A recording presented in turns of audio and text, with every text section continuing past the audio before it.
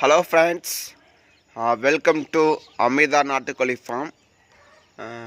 இன்றைக்கி என்ன பார்க்க போகிறோம் அப்படின்னா, வெயில் நாள் தொடங்கிடுச்சு. ஸோ வெயில் நாளுக்கு எப்படிப்பட்ட உணவுகள் கொடுக்கலாம் அப்படின்னு சொல்லிட்டு என்னென்ன நடவடிக்கைகள் எடுக்கணும் அப்படின்னு சொல்லிட்டு ஒரு வீடியோவில் போட்டிருந்தேன். அதை பாருங்கள்.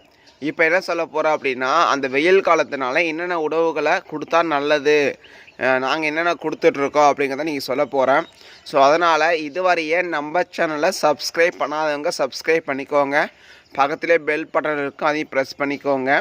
இந்த வீடியோ பிடிச்சிருந்தால் லைக் பண்ணுங்கள், ஷேர் பண்ணுங்கள். வாங்க பார்க்கலாம்.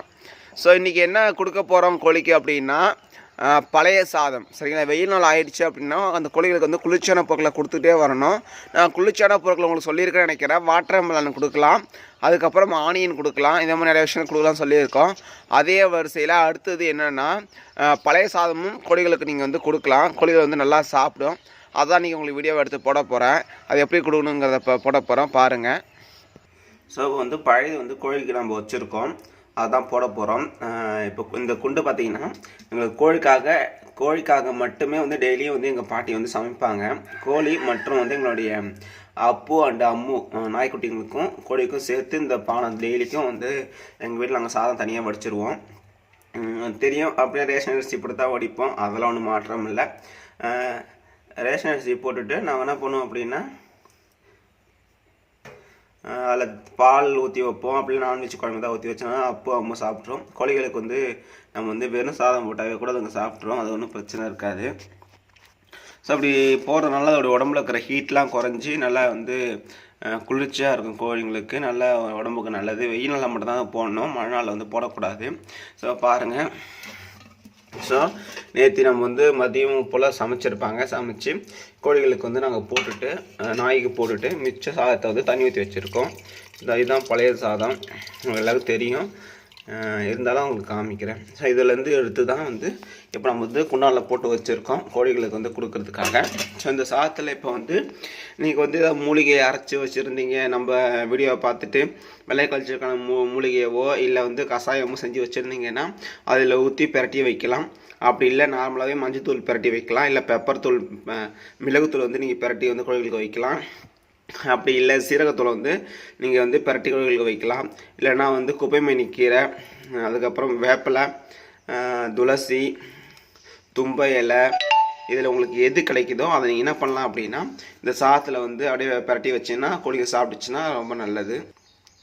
இப்போ நான் என்ன பிரட்டி வைக்க போகிறேன் அப்படின்னா, மிளகு சீரகம் ரெண்டுத்தையும் வந்து பொடி பண்ணி வச்சுருக்கேன். அதை இப்போ சாதத்தில் போட்டு உங்களுக்கு பிரட்டி நான் வந்து கோழிகளுக்கு போட போகிறேன். வாங்க பார்க்கலாம். ஸோ இப்போ வந்து மிளகுத்தூள் நாங்கள் என்ன கலக்க போகிறோம் அப்படின்னா, மிளகுத்தூளும் சீரகத்தூளும் சம அளவில் எடுத்து மிக்ஸ் பண்ணி வச்சுருக்கேன். அதை நீங்கள் கோழிக்கு நான் கலக்கி போட போகிறேன். ஸோ இதை பார்த்தீங்கன்னா இது வந்து பண்ணையோட பாத்திரம் தான் எல்லாமே. டெய்லியும் 2 வேளையும் இதை கழுவிடுவோம். காலையும் கழுவிடுவோம், மதியமும் கழுவிடுவோம். அப்போ தான் வந்து எந்த வியாதியும் வராமல் இருக்கும். கோழிகள் வந்து ரொம்ப கொஞ்சம் க்ளீனாக பார்த்துக்கணும். தீவன தட்டுகளை மட்டும், தீவனம் தண்ணி இதெல்லாம் ரொம்ப க்ளீனான தட்டுகள் தான் வைக்கணும்.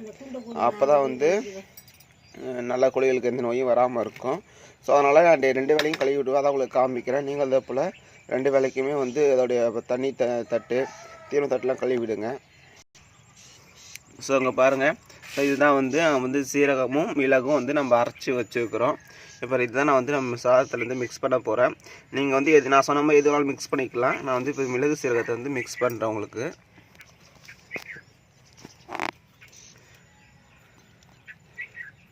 ஏன்னா மிளகும் சீரகம் குளிர்ச்சி உங்களுக்கு. வெயில் நாளில் நீங்கள் போட்டிங்கன்னா ரொம்ப நல்லது. ஸோ நீங்கள் வந்து மிக்ஸ் பண்ணி கோழிகளுக்கு கொடுத்தீங்கன்னா கோழி நல்லா எந்த வியாதியும் வராமல் இருக்கும், வெள்ளை கழிச்சலும் வராமல் இருக்கும்.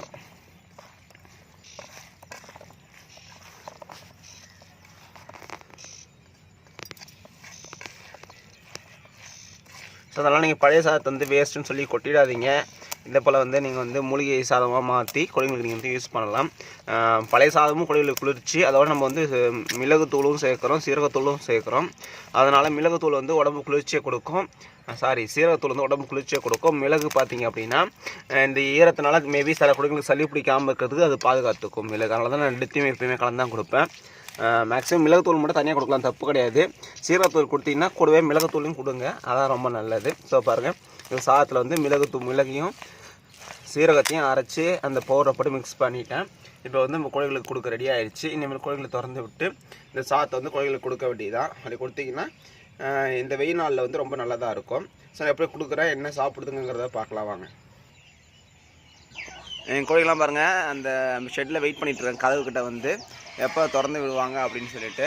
ஸோ இப்போ வாங்க எப்படி தீனி வைக்கலாம் பாருங்கள். ஸோ பாருங்கள், இதுக்கப்புறம் 4 தட்டில் என்ன பண்ணுவாங்கன்னா, நீங்கள் இந்த பழையில வந்து மிளகு தூள் சீரகத்தூள் மிக்ஸ் பண்ணி வச்சதை என்ன பண்ணுங்கள், சாதத்தை எடுத்து அங்கங்கே வந்து இப்படி வச்சுருங்க.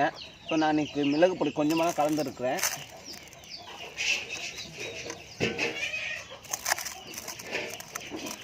ஸோ 4 தட்டில் அங்கங்கே பிளேட்டில் நீங்கள் எடுத்து வச்சிட்டிங்கன்னா கோழிக்கு, பெரிய கோழிக்கு தனியாகவும் சின்ன கோழிங்க இந்த தொட்டில் கோழிக்கு தனியாகவும் போய் சாப்பிடும்.